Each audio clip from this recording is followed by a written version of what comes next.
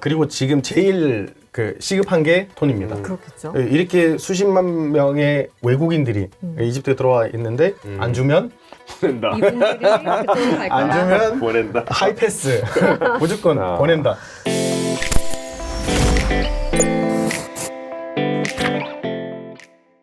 올해가 한국과 이집트 수교 30주년이네요. 30주년. 근데 네, 맞습니다. 왠지 더 오래전부터 관계를 맺어온 것 같은데 95년이야? 라는 생각도 네. 들어요. 어떻게 되는 거죠? 지금 이집트와 우리 그러니까 역사가? 이집트와 영사 관계는 60년대 초반부터 이제 맺어졌었고요. 그리고 이제 저는 어렸을 때 이집트에 살았던 적이 있어요. 80년대 중후반에 살았었는데 네. 그때도 뭐 사는데 전혀 문제 없었습니다. 수교를 맺기 전이지만 다만 이제 1995년에 이제 그 조금 뒤 늦음감이 없지 않게 한국과 이집트가 수교를 맺게 된 거는 네. 원래 이집트와 이제 북한이 사실 굉장히 가까운 사이였기 때문이에요. 그렇죠. 그리고 이제 이게 북한과 이집트 사이의 관계이기도 하지만 동시에 이제 과거 이집트 대통령이었던 무바라크와 네. 북한의 김일성 사이에 사적인 좀 친밀감도 좀 있어가지고 네. 그래서 아마 이집트 측에서는 일종의 이제 그 김일성과 북한에 대한 의리를 지키기 위해서 명목상 한국과는 교류하지만 명목상은 국교를 맺지 않은 상태로 유지가 되다가 네. 김일성이 1994년에 사망한 이후에 네. 이제 굉장히 급하게 네. 네. 수교 작업이 진행이 돼가지고 네. 95년 4월 달에 수교를 맺게 됩니다. 그래서 95년이군요. 서울에 있는 이집트 영사관도 되게 늦게 생겼거든요. 1991년. 1년에. 그러니까 한국이 먼저 이제 카이로에서 한국 영사관을 맞아요. 만들었어요. 그 61년에, 근데 이집트는 91년에, 그러니까 30년 뒤에 다 한참 이제 뒤에 서울에 됐군요. 네. 네. 다 김일성이 살아 있어서 그랬던 것 같아요. 이제 근데 어쩔 수 없었던 게 이집트가 중동 전쟁 1, 2, 3, 4차까지 했는데 특히 4차 때 마지막 전쟁 때 이게 그때는 이집트가 다른 나라인 팔레스타인으로서 싸우는 게 아니라 이집트 영토를 이스라엘로부터 이렇게 되찾기 위해서 네네. 전쟁을 하는데 이 이집트 사람들이 모두 다 애정하는 장군이 있어요. 그 장군이 이제 평양에 가서 김일성과 직접 만나서 이제 그 지원을 네. 요청을 했어요. 그래서 응했고 네. 실제로 이제 북한 군인들 그리고 북한 전투기가 이제 이집트로 보내지게 네네. 됐습니다. 물론 네. 그 전선에서 싸우는 게 아니라 후방에서 그냥 전쟁에 직접 가담하지는 않았고 네. 그래도 이제 이렇게 보내줬다는 것 자체가 이렇게 고맙게 생각이 돼서 한국과의 수교가 많이 이렇게 늦어진 것 같고 제가 90년대 때 이집트 대통령이 무바라크 대통령이었는데 그때 당시 그 대통령 실장 네. 이 아직도 살아 계십니다. 그분이 이제 언론에서 많이 나와서 이렇게 옛날 얘기를 하는데 90년대 중반에 수교하고도 대한민국에서 무바라크 대통령에게 엄청 괜찮은 제안을 했어요. 우리가 이 중동 아프리카에서 가장 큰 공업 고등학교를 만들어주겠다. 기술도 우리가 해줄 거고 그러면 이집트 기술자가 교육을 잘 받은 기술자가 이제 배출되면 그럼 유럽에 가서 이렇게 일하기도 하고 주변 국가에 가서 일하기도 해서 외화 마련에 엄청 도움이 되지 않을까. 북한과의 관계 수준을 낮춰라.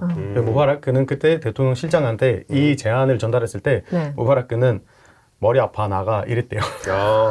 그 정도로 고민이 되는 일이었던 것 같아요. 북한이냐 남한이냐. 맞아요. 네, 복잡하니까 머리를 더 복잡하게 만들지 마. 그리고 지금 이제 카이로에 가시면은 그 군사박물관이 있어요. 시타델이라고 하는 곳에 가면 이제 이집트 국립 군사박물관이 있는데 이 군사박물관에 가시면 굉장히 재밌는 그림들을 보실 수가 있어요. 이게 어떤 그림이냐면 그 이집트의 일종의 선전화인데 이집트의 군사적인 그 어떤 그 이제 성취들을 고대로부터 현대까지 이게 시각적으로 그림으로 표현한 그림들이에요. 근데 그 그림을 자세히 보시면 사람의 얼굴이 약간 한국 사람들처럼 표현이 되어 있습니다. 그리고 우측 하나들 보면 한글로 서명이 되어 있어요. 또 어떤 그림이냐면 80년대 후반에서 90년대 초반에 북한의 민족 화가들이 이집트의 선전화를 그려서 이집트 측에 선물한 그림들이에요. 그래서 굉장히 그 그림들이 생생하고 또 이런 역사적인 배경이 있고 또 이제 한국 사람들 입장에서는 굉장히 재미있게 또 볼 수 있는 그런 작품들입니다. 어쨌든 이집트 정부 입장에서는 당시 북한의 지원을 받은 게 있으니까 여러 가지 고민거리는 있었던 것 같네요.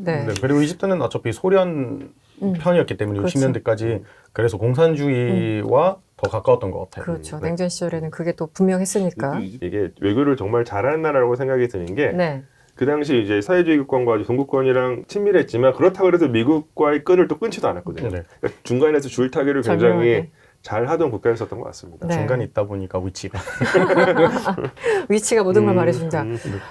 아까 80년대도 잠깐 사셨다고요? 이제 80년대 중후반에. 소장님 그때 계셨으면 기억이 뭐 오래된 기억이긴 하지만 그때 이집트에서 바라보는 뭐 한국 혹은 한반도 뭔가 이렇게 양국과의 교류가 확 달라지는 거 좀 느끼셨을 것 같아요. 최근까지. 예, 그 당시는 사실 뭐 한국이라는 국명 자체를 알고 있는 사람이 그렇게 많지 않았고요. 또 그 당시 이집트에서 한국은 북한이었어요. 코리아. 실제로 그 당시 이제 카이로에서 어디 호텔 같은 데서 밥을 먹거나 이러면 북한 분들을 되게 많이 봤습니다. 무서운 시대였기 때문에 네네. 쳐다보지 않으려고 노력했었지만 저도 어린 마음에 실제 북한 분들 진짜 많이 있었고. 그렇구나. 그런데 이제 지금은 뭐 한국이라고 하면은 모르는 분들이 거의 없고요. 북한이 잊혀졌어요. 솔직히. 예, 북한이 그렇겠죠. 잊혀졌고 지금은. 그리고 지금은 이제 가서 나 한국 사람이라고 얘기하면은 갑자기 안녕 네. 한국말로 인사하는 특히 젊은 분들은 정말 많아요. 그렇죠. 그래서 지나가다가 갑자기 이제 제가 이제 외모가 뭐 그분들이 보기에 한국 사람인가 봐요. 네. 갑자기 지나가다가 안녕 하고서 뭐 지나가는 어린 친구들도 되게 많이 있고요. 네. 그 어설픈 한국어로 뭐 당신의 이름은 무엇입니까? 뭐 이렇게 물어보는 네. 분들도 많이 있고 이제 어린 네. 친구들. 그래서 그런 변화를 좀 경험할 수 이제 있습니다. 노스 코리아이냐 사우스 코리아냐 이 질문 자체가 사라졌고 그렇겠네요. 더 이상 물어보지도 않고 네. 제가 2년 전에 갔던 게 사실 그 MBC 촬영 때문에 간 거였어요. 그래요? 위대한 네. 가이드라는 방송인데 신영준 배우님이랑 같이 갔는데 네. 그분이 좀 정이 많으세요. 그래서 네. 우리가 길 가다가 촬영을 하는데 그 여학생들을 보고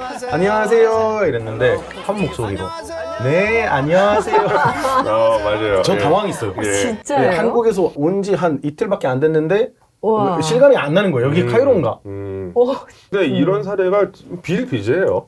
네, 놀라울 일이 아닙니다. 지금 이제 카이로에서는. 제가 정도예요? 지방에 사는 사람이고 사실 시골에서 더 가까워요. 네네네. 마트 가는데 라면이 있는 거예요. 한글이 적혀 있고 믿기지가 않아요. 제가 한국어를 처음 공부했을 때 네. 삼성, 현대가 일본 거라는 인식이 있었던 시기였어요. 옛날에 그 백색가전 하면 그냥 일본이었다. 네, 그런 다른 식의. 과 다니는 친구들한테 나는 한국과야 이렇게 얘기를 할 때 왜 한국어과가 왜 따로 있냐고 중국어를 쓰는 게 아니냐 영어를 쓰는 게 아니냐 이런 인식이었는데 지금은 완전히 달라졌어요. 지금 한국어과가 굉장히 인기 많은 학과라고 제가 듣고 있고요. 지금 공식적인 기관에서 한국어를 가르치는 과가 20개 넘어요. 다양한 대학교에서 한국어과가 하나씩 생기고 있어요. 그냥 우리 사설 민간 학원이 아니라 공식적인 그렇죠. 국립학교들이에요. 대학이나, 국립대학들이에요. 그렇게 많아요? 네. 근데 처음에는 네. 제가 졸업한 대학 그 한국어과가 2005년에 이렇게 생겼는데 네. 그때 중동 아프리카 유일이었어요. 맞아요. 예, 중동 아프리카 최초로 한국어과가 생긴 학교가 이제 아인샴스 대학교입니다. 네. 그래요? 맞아요. 20년 전만 해도 없었는데 지금은 이렇게 많다고요? 엄청 많아요. 그리고 이제 과외하는 사람도 생기고 학원 운영하는 사람도 생기고 엄청 많아졌어요. 다들 BTS 노래의 가사를 이해하고 싶고 드라마의 대사를 이해하고 싶고 그래서 다 공부를 하고 있어요. 그러니까 더 개인적인 경험인데 뭐 이것과 관련돼서 그냥 말씀을 드리는데 이제 제가 이제 한국에서는 이집트 얘기를 제일 많이 하는 사람이잖아요. 이집트에서 이제 한국어를 배우고 싶어하는 분들이 많이 있으시고, 그렇죠. 그럼 당연히 그분들이 뭐 이런 한국 검색 그 엔진이나 뭐 사이트에서 이집트라고 한국어로 검색을 하실 거잖아요. 네. 그래서 저는 놀랍게도 한 2번 정도 그냥 이집트 현지인이에요. 네. 지나가다가 저를 알아보시고 인사하시고 오셨어요. 한국말을 되게 잘하는 유창한 분이었어요. 한국에 굉장히 관심이 많은 분이었는데 그래가지고 이렇게 인사한 사례도 있습니다. 명예시민 됐다고 얘기 들었는데 진짜인가 봐요. 이집트의 명예시민 됐다고. 뭐 비공식? 비공식이죠. 비공식. 그래서 제가 이집트 정부에 꼭 소개하고 싶은 인물입니다. 네. 우리 소장님? 꼭 소개하고 싶어요. 이런 분이 있으니까 빨리 해주세요. 아니 지원 좀 알고 있을 것 같은데요? 빨리 해주세요. 제가 그렇군요. 명예시민입니다. 한국의 명예시민. 독도 명예시민. 독도? 정말요? 와. 독도 2번 가봤어요. 와. 저도 못 가봤는데. 그게 바로 이렇게 박물관에 자주 가시는 거고 제가 안 가는 똑같은 뭔가 상황입니다. 이렇게. 저도 안 가봤어요. 독도네. 저는 독도 가서 외쳤습니다. 독도는 우리의 땅. 그래서 한국 아줌마한테 혼났어요. 너까지 뭐냐? 지금 이집트와 한국 수교 30주년을 얘기했는데 사실 이제 냉전 시기에 여러 가지 복합적인 외교 관계들 이제 실질적으로는 교류 있으면서 아닌 척하고 뭐 여러 가지 이제 그런 것들이 있었잖아요. 이집트의 외교 특징? 아까 영리하게 좀 잘한다라고 평가를 해주셨는데 어떤 특징이 좀 있을까요? 이집트는 외교상 경험이 많은 나라예요. 왜냐하면 고대 이집트 때부터 외교를 해야 살아남을 수 있는 나라였기 그렇지. 때문이에요. 맨날 전쟁할 수도 없고 또 위치 때문에 이제 외부 세력의 탐욕의 대상이 될 수밖에 없었던 그러네요. 거예요. 네. 그래서 그 예전부터 이집트 외교가 그 기록이 되어 있었고 현대 이집트도 마찬가지예요. 같은 위치에 있는 나라이다 보니까 네. 저는 사실 이집트 위치가 훌륭한 위치라고 생각해요. 좋은 위치죠. 뛰어난 위치라고 생각해요. 그 위치 때문에 주변 나라들과 좋은 사이를 유지하면서도 또 주권을 지킬 수밖에 없는 상황이기 때문에 부드러운 외교예요. 사실 그렇죠. 계속 싸우기만 하면 이집트 자원도 없고 또 이제 우리 젊은 사람들이 죽어야만 하고 미래가 보이지 않는다. 그래서 우리 그 사다트 대통령이 좀 용감하게 다른 주변 아랍 국가의 눈치를 보지 않고 이제 그 자발적으로 나서서 이스라엘과 외교를 최초로 한 아랍 국가인 것도 사실 이집트가 살아남아야 하기 때문인 것 같아요. 그러니까 외교적으로 모든 문제를 해결하려고 하는 그런 부드러운 외교를 추구하는 나라예요. 현실을 어쨌든 택했다라고 볼 수밖에 맞아요. 없는 네. 상황. 결국은 모든 아랍 국가들이 지금 이집트가 50년 전에 했던 것처럼 지금 이제 하려고 하는 거예요. 네. 50년이나 이집트가 앞선 나라였어요. 네. 근데 또 이제 그러면서 이집트는 아랍권에서의 어떤 주도적인 역할을 포기하고 있는 것 같지도 않고요. 그러니까 뭐 이제 실용적인 외교를 펼치면서 다양한 정치적 주체들하고도 느슨한 그런 네. 관계를 계속 이스라엘 포함해서 맺어가지만 동시에 아랍 국가로서의 정체성도 포기하지 않고 뭔가 네. 아랍권들 국가들을 다 같이 그 좀 합심해가지고 어떤 하나의 어떤 그 블록으로 만들려고 하는 의지도 계속해서 갖고 있는 것 같아요. 맞아요. 과거에 실제로 뭐 나세르 시절에는 이제 뭐 이 아랍 공화국을 사실은 세우기도 했었으니까 네, 이제 네. 아랍 연합 공화국. 연합국. 이죠. 그래서 뭐 원래는 아랍 전체를 다 하나의 국가로 만들려고 노력을 했었지만 결국에는 뭐 시리아와 이집트만 잠깐 한 2년 정도 네. 한 국가로 존재 이제 하는 방식으로 결국에 실패했지만 네. 이제 그런 어떤 비전도 있었고 뭐 지금도 아랍 통합군 네네. 뭐 이런 이야기도 이집트 측에서 먼저 이렇게 뭐 제안을 하기도 하고 이런 방식을 보면, 그러니까 저는 언제나 이집트를 보면서 제가 뭐 그쪽에 전문 지식이 있는 건 아니지만 이 국가는 진짜 잘한다.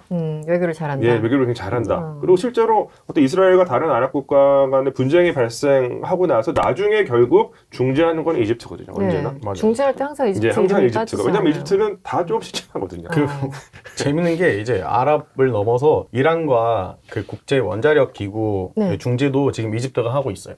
아, 그래요? 그래서 이란 외교부 장관과 그 원자력 기구 사무총장이 이제 주로 만나는 게 카이로가 됐습니다. 아, 그렇군요. 이집트 외교부 장관이 이렇게 참석하는 자리에서 그래서 중재를 되게 잘하는 나라인 거고, 안 그래도 이집트가 중재한 건 아니지만 그래도 한국인들에게는 카이로 선언이 네네. 기억이 그렇죠. 되잖아요. 카이로에 그것도 카이로 네. 있었던 것 같아요. 네.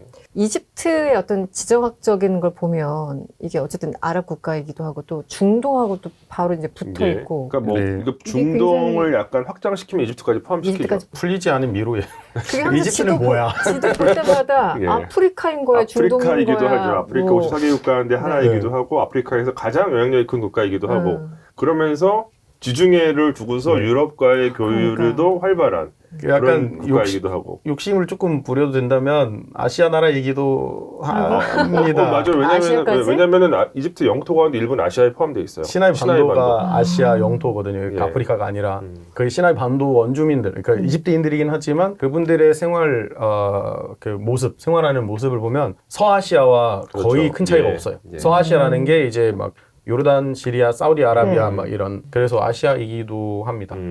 정체성을 여쭤보려고 했는데 다 나오고 있어요. 지금. 정체성은요 몰라요. 몰라요. 예. 지금 우리는 그래서 이집트야. 그렇죠. 그래서 지금 네. 그 정부에서도 네. 크게 그리고 고맙게 반영하고 있는 게 정체성 정하자. 우리는 아랍도 아니고 아프리카도 아니고 우리는 이집트다.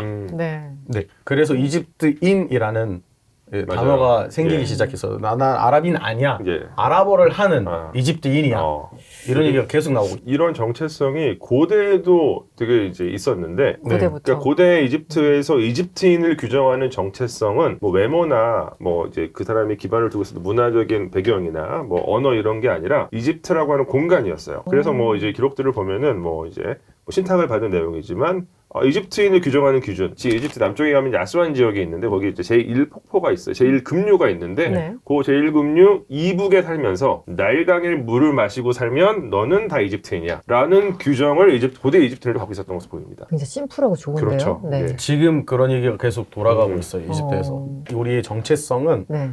뭐 북아프리카라고 부르지도 마. 우리가 북아프리카라고 흔히 소개되는데 그렇죠, 그렇죠. 이집트 사람들 스스로 북아프리카 사람이라고 생각하지 않아요. 북아프리카라고 이집트 사람에게 말을 하면 리비아부터 모로코까지 맞아요. 생각을 하지 예, 이집트를 예. 제외합니다. 베르베르 문화권을 보통 얘기를 하니까. 그렇죠. 네. 그리고 이제 아랍인이다. 많은 이집트 사람들한테 듣기 싫은 발언이 되어버렸어요. 넌 아랍인이야. 요즘에 진짜 젊은 분들은 거기에 대해서 거부감 있는 것 같아요. 어렵다. 그러니까 아랍인으로서의 정체성. 과거에는 사실은 되게 당연한 것이었는데 요즘엔 이집트인들이 약간 거기에 대해서 조금 저항 의식이 있는 거리를 것 같아요. 두는. 예. 네. 네, 아랍 민족은 아니고 아랍어를 하는 나라이다. 그러니까 헌법을 보시면 제2조가 이집트는 이집트의 언어가 아랍어이고 종교가 이슬람이다 이렇게 명시되어 있거든요. 언어가 아랍인 거지 네, 이집트의 네. 정체성은 아랍이다 이건 아니기 때문에 언어까지만 그치자. 언어를 넘어서 생각하지 말자 이런 얘기가 있어요. 다양한 이유가 있다고 제가 생각을 합니다. 산유국들이 있잖아요. 네. 사우디아라비아, 쿠웨이트, 카타르 막 이런 나라들은 사실 이집트보다 더 잘 살아요. 그리고 이집트보다 부자 나라들이에요. 네, 네. 한때 이제 그 나라들이 처음 생겼을 때 그분들에게 문명을 이전한 나라가 이집트예요. 그렇죠. 왜냐하면 네. 그 옆에 가장 크고 가장 제대로 된 나라가 이집트였기 때문에 그래서 그들의 학교라든지 병원이라든지 이런 시설들은 이집트 사람들이 가서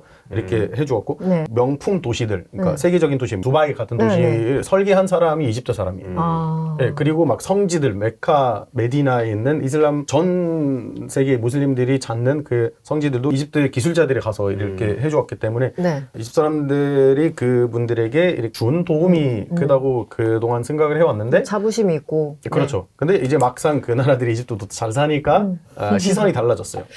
대우도 달라졌고 참. 그러면은 우리가 그분들과 없이도 잘 사니까 그냥 독립하자. 이 민족주의로부터 아랍 민족주의로부터 독립을 하자. 옛날에 이브느 박투타인가 이제 몇백 년 전에 살았던 여행가가 있어. 아랍 여행가가. 그 네. 사람이 모로코에서 출발해서 중국까지 갔는데 네. 카이로에서 머물렀던 동안 그 본인이 작성한 기록, 카이로에 대한 설명을 들으시면 이집트 사람들끼리 이집트라는 땅에서 살기만 해도 영원할 수 있다. 그러니까 주변과 교류하지 않아도 그 사람들이 잘 먹고 잘 살 수 있다. 네. 이렇게 얘기할 정도로 이집트는 다른 나라에 의존하지 않아도 잘 살 수 있는데 그래도 이렇게 협력을 할 수밖에 없잖아요. 근데 협력을 하는데 갑자기 이렇게 안 좋은 시선으로 다는 시선을 주면 그럼 나도 네가 필요 없어. 나는 더 이상 너와 같은 민족이라는 거를 더 이상 생각을 안 하고 원래대로 돌아갈게.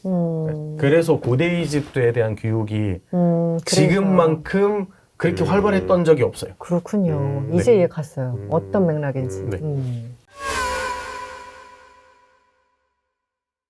난민 문제도 좀 이슈였는데 지금도 좀 비슷한가요? 어떻습니까? 난민 문제는? 이슈예요. 계속 이슈가 되고 있는? 근데 한국에서 난민 이슈라고 얘기할 때 어떤 난민을 얘기하는지 확실하게 말해야 될 것 같아요. 근데 난민은 이제 남쪽이에요. 수단. 난민, 수단. 네, 수단은 한때 이집트와 같은 나라였거든요. 그렇죠. 한 나라였거든요. 네네네. 그러니까 투표를 통해서 독립을 했고 자주권이 있는 나라가 됐는데 그 이후부터 평화의 맛을 본 적이 없는 나라예요. 네, 그 50년대부터 지금까지. 네. 근데 최근에 2023년 4월 16일에 전쟁이 벌어졌습니다. 내전. 네. 그것 때문에 많은 사례와 많은 강간과 정말 끔찍한 일들이 벌어지고 있는데 그 사람들이 갈 수 있는 나라가 서쪽에는 차드라는 또 그 상황이 비슷한 나라 있고 아래는 더 힘들고 남수단 그러면 북쪽으로 갈 수밖에 없어요. 그러네요. 왜냐면 동쪽에는 홍해밖에 그렇죠. 그러니까 홍해가 있으니까 그럼 북쪽으로 가는데 이집트는 그 단속하지도 않아요. 무한 환영. 다 왜냐하면 들어오세요. 상황을 알고 있으니까 그러다가 50만 명 넘게 들어왔어요. 왜냐하면 어차피 걸어서 가기만 해도 국경에서 한 수단의 여성 이 옆에 이렇게 아이들 3명을 이렇게 손잡고 가는데 이집트 군인이 국경 수호대 보고 누구예요? 수단 사람이에요. 뭐예요? 전쟁 때문에 도망왔어요. 들어오지 마. 이렇게 하지 않아요. 못해요. 예전에 한 나라였기 때문에 특히 더 그런 그렇죠. 거겠죠. 이게 이집트 사람들과 되게 시골 사람, 시골 문화가, 농촌 문화가 굉장히 유사해요. 나일강을 공유하거든요. 네. 그래서 이렇게 수십만 명이 한 번에 들어왔는데 그것 때문에 부동산이 비싸졌어요. 부동산 가격이 올라왔어요. 왜냐하면 그 사람들이 이제 주거를 해야 되니까. 그렇죠. 그러면 이집트 사람들은 집을 못 찾게 되는 거예요. 네. 그게 항상 모든 사회의 문제로 또 작용하기도 하고. 네. 그리고 예멘도 있습니다. 예멘은 예멘. 아랍의 그렇죠. 봄 11년부터 그렇죠. 정확히는 12년부터 내전이고 분열이 아니고 분단 수준이에요. 네네. 그 사람들도 한 번에 이집트 왔는데 몇십만 명이 왔고 시리아도 몇십만 명이 왔어요. 시리아는 그렇죠. 네, 이집트 대통령도 그렇게 얘기했어요. 이 사람들은 난민이 아니야. 손님이야. 그래서 난민 금지. 난민이라는 그 단어 자체를 쓰지 마. 손님이야. 아, 실제 손님이란 단어를 썼어요, 표현을? 네, 대통령도 손님이라고 하고 언론에서 손님이라고 해요. 그리고 그 사람들은 자기 신분증 없이도 그냥 사투리를 통해서 본인이 예멘에서 왔다는 것을 증명하기만 하면 괴롭히지도 않아요. 사업을 벌일 수도 있고 가게를 차릴 수도 있고 운전을 할 수도 있고 얼마든지. 그러니까 만약에 본인이 자기 나라에서 자국에서 뭐 선생님이었다 네. 그러면은 계속 활동할 수 있어요. 신분증밖에 없는데 이집트 국민과 결혼까지 할 수 있어요. 푼트 있었어요. 오픈된 국가가 많이 있을까 싶은데요. 근데 듣다 보니까 너무 놀라운데요. 이집트가 외교를 또 잘하는 나라잖아요. 네. 그리고 지금 제일 시급한 게 자금입니다. 돈입니다. 그렇겠죠. 이렇게 수십만 명의 외국인들이 이집트에 들어와 있는데 그 사람들에게 이집트 북쪽 관문이 열리기만 하면 네. 바로 유럽으로 아. 가잖아요. 그럼 이집트 대통령은 항상 유럽 정상들과 만날 때 이렇게 막 수백만 명의 손님들이 있으니 돈이 필요하다. 안 주면 보낸다. 이분들이 그쪽으로 갈 거야. 안 주면 보낸다. 하이패스 무조건 보낸다. 그래서 작년에 73억 유로를 받았어요. 유럽 연합 차원에서 준 건가요? 그렇죠. 아, 이렇게 그러니까 또 이런 걸 보면 이집트는 그 여전히 이집트로서의 정체성을 강화하는 것과 동시에 여전히 이 지역 내에서 어떤 일종의 형님 국가로서 그런 뭐 이 게 지역 있네요. 패권을 네. 계속해서 노리고 있는 그런 모습인 것 같아요. 약간 이제 관대한 모습을 보여주면서 그렇군요. 맞아요. 네. 형님이라고 그 표현을 하셨지만 그 중동에서 아랍에서 큰 누나라고 해요. 아, 큰 누나라고. 누나. 네. 왜냐면은 아랍어로 나라들은 여자들이에요. 아 그렇죠. 아랍어는 성이 예, 있거든요. 그렇죠, 그렇죠. 네, 그래서 이집트는 아랍의 큰 누나. 우리가 기댈 데가 없을 때 찾는 나라가 이집트. 사실 실제로 이스라엘과 이란의 쌍방 공습이 있었을 때 공중이 막혔어요. 사우디아라비아라든지 아랍에미레이트라든지 그 나라들의 비행기들은 전부 다 이집트 카이로 그 국제공항에 신호를 보냈어요. 우리가 지금 그 사우디 쪽으로 못 넘어간다고. 네네. 그럼 그 이집트로 돌아와. 이렇게 결국은 우리보다 잘 살지만 힘들 때는 찾는 나라가 바로 또 이집트다. 네, 이집트. 네. 큰 누나가 우리보다 못 살 수도 있어요. 우리가 큰 누나보다 더 잘 벌 수도 있지만 그럴 수 있죠. 네, 이 무서울 때는 제너러스함은. 무서울 때는 찾는 나라가 이집트예요. 아. 그래서 그런지 아랍 통합군, 그러니까 뭔가 지역에서의 패권, 네. 마더니로서의 어떤 역할들 이런 것들 때문인지 아랍 통합군 얘기가 나오는데 그 제안을 이집트에서 먼저 했다. 뭐 이런 소식을 들은 것 같아요. 이게 실제 좀 가능성은 어떻습니까? 이 아랍 통합군 창설 가능성? 일단 먼저 그 얘기가 나왔을 때 아랍 통합군이냐 이슬람 통합군이냐 얘기가 나왔어요. 예, 아랍 아랍이냐, 통합군이면 이슬람이냐? 기본적으로 이집트, 사우디아라비아, 뭐 알제리, 네. 아랍에미레이트 이런 나라들이 이렇게 가입하겠는데 이슬람 통합군은 그 네 개의 나라, 가장 큰 이슬람 나라 네 개, 이집트, 트리키예, 파키스탄, 사우디아라비아 이렇게 생각됐습니다. 근데 제가 봤을 때 이슬람 통합군은 안 될 것 같아요. 아, 안 될 것 같아요. 이집트 같은 나라는 파키스탄을 존중하고 수교를 하지만 또 테러 보호국으로 보기도 하고 네네. 네, 그렇기 때문에 협력하기가 어려울 것 같아요. 막 공동 훈련이라든지 이거는 가능한데 군대들이 통합되면 통합하는 어려울 것 같고 아랍 통합군은 사실상 어려울 게 이해관계 때문인 것 같아요. 예를 들어서 사우디아라비아나 뭐 쿠웨이트나 아랍에미레이트는 우리는 그 안보를 네. 크게 미국에 의존하는 네. 부분이 있는데 너는 독립해서 아랍으로 돌아와서 통합군을 만들자 이렇게 얘기를 하면 미국이 싫어할 것 같고 사우디 입장에서도 우리가 수십 년 동안 미국과 이렇게 긴밀하게 협력을 해왔는데 네. 이 관계를 내가 잃을 수가 없다. 아. 그래서 사우디도 어려울 것 같고 시리아 같은 경우는 지금 과도 정부 상황이기도 그렇죠. 하고 군대가 완전히 바뀌었어요. 그 정권이 무너지기 전까지 군대가 거의 사라졌고 독립군이라고 해야 되나? 민병대. 민병대가 국군이 되었기 때문에 사람과 이렇게 악수를 하면서 이렇게 협력하기가 아무리 외교적으로는 외교 리더들이 악수를 해도 군인들은 어려울 것 같아요. 네, 그래서 제가 봤을 때 아랍 통합군이라는 거는 존재도 어렵고 이게 상상이 안 돼요. 창설하기가 어렵다. 그러니까 사실 이 아랍 통합과 관련된 논의는 그러니까 꽤 오래전에 그 IS가 이제 활동할 때부터 이제 암암리에 있었던 것 같고요. 근데 이제 저는 이게 이제 뭐 가능할까 약간 회의적이긴 한데 그 이유 중에 하나는 이제 말씀해주신 것처럼 너무나 다 국가들마다 이해관계가 달라서 어떤 공통의 이해관계를 찾아낼 수 있을까? 네. 이게 미지수인 네. 것 같고요. 그러니까 뭐 이게 명분상 아랍통합군이지만 결국에는 아마 어떤 이제 그 각국의 병력 상황을 좀 살펴보면 이집트와 사우디의 연합 정도가 될 것 같아요. 그러니까 이집트 실질적으로 뭐 이집트 반, 사우디 반 정도 해가지고 이제 아마 만들어진다면 그럴 것 같아요. 만약에 만들어진다면. 그러니까 그거를 사실상 뭐 아랍통합국이라고, 왜냐면 이제 다른 국가는 말씀하신 뭐 시리아나 뭐 알제리나 이런 데서 지금 병력을 차출할 수 있을 정도의 여유도 없고 네. 기본적인 군사력 자체가 중동권 내에서 이집트 압도적이거든요. 이집트의 병력이 지금 한 46만, 45만 정도 돼요. 그러니까 압도적인 사실 군사적 전력을 갖고 있어요. 근데 이집트가 그렇구나. 지금 이 제안을 하는 거는 그러니까 이건 제 생각이지만, 별 근거는 없이 제 생각이지만 뭔가 계속해서 뭔가 이제 이집트가 중심이 되는 어떤 움직임의 명분을 계속 쌓으려고 하는 네. 그런 시도가 아닌가 생각합니다. 옛날에 그 사우디아라비아와 예멘 반군이 네. 싸웠었거든요. 그렇죠. 그 전까지는 이집트 대통령이 그 사우디에 많은 약속들을 했었어요. 그러니까 이집트 군대가 사우디까지 이동하는 시간만 달라. 즉 무슨 일이 발생해도 우리는 그냥 이동하는 시간만 걸릴 것 같다. 그러니까 신속하게 대응하겠다는데 예멘이 그 공습을 했을 때 그 이집트 대통령 그냥 침묵했어요. 그래서 사우디가 그 약간 신뢰를 잃었다랄까. 제가 봤을 때 지금 사우디가 스스로 위험하다는 거를 다시 느끼게 된 것 같아요. 그렇기 때문에 다시 생각을 하기도 할 거고 바로 이집트 국경에 붙어 있는 가자 지구에서 이렇게 치열한 전쟁이 벌어지고 있고 하니까 이집트 입장에서도 함께 하면 좋을 것 같다. 근데 이집트에게는 사실 그 약간 인적 자원이 필요한 게 아니라 머니. 예, 그렇죠.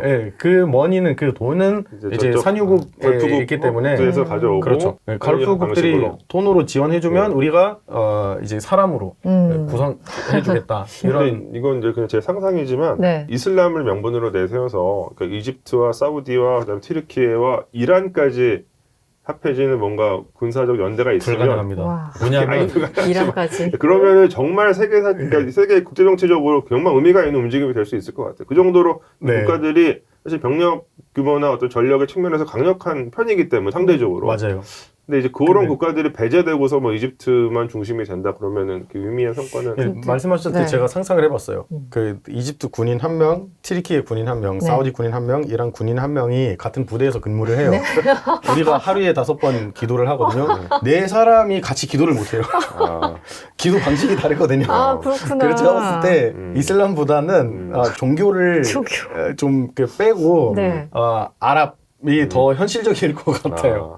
아니 갑자기 제가 그 말씀하신 직전에 이거 뭐 수니파도 시아파 이게 굉장히 민감하잖아요. 그래서 이건 또 문제가 안 되나 속으로 잠깐. 튀르키예, 이집트, 사우디는 수니파이긴 한데 시아파가 다양한 종파가 있어요. 근데 이란이 따르는 이맘 종파, 이맘의 제라는 종파가 있는데 그 이맘제가 수니파와 극과 극이에요. 그렇죠. 가장 먼 시아파예요. 그래서 만약에 종교에 대해서 얘기해보자 군인들끼리만 이렇게 가볍게 대화를 하기 시작하기만 하면 그때부터 이제 끝입니다. 그때부터 내전이에요. 그때부터 내전. 이거 어려울 것 같은데요. 어쨌든 맥락은 이해했어요. 갑자기 아랍 통합군 왜 이게 나왔죠. 왜냐면 유럽에서도 군을 창설하겠다고 지금 마크롱 대통령이 계속 얘기하고 있는데 그건 이제 트럼프가 나토 버릴까봐 우리끼리 하자 이런 맥락이잖아요. 그런데 어쨌든 이 아랍 통합군은 조금 맥락이 다른데 그래서 좀 흥미롭네요. 하지만 현실 가능성은 극히 낮다 이렇게 보시는 것 같고요. 네, 지금까지 전문가들과 함께 이집트에 대해서 자세하게 알아봤습니다. 오늘 말씀 고맙습니다. 고맙습니다. 감사합니다.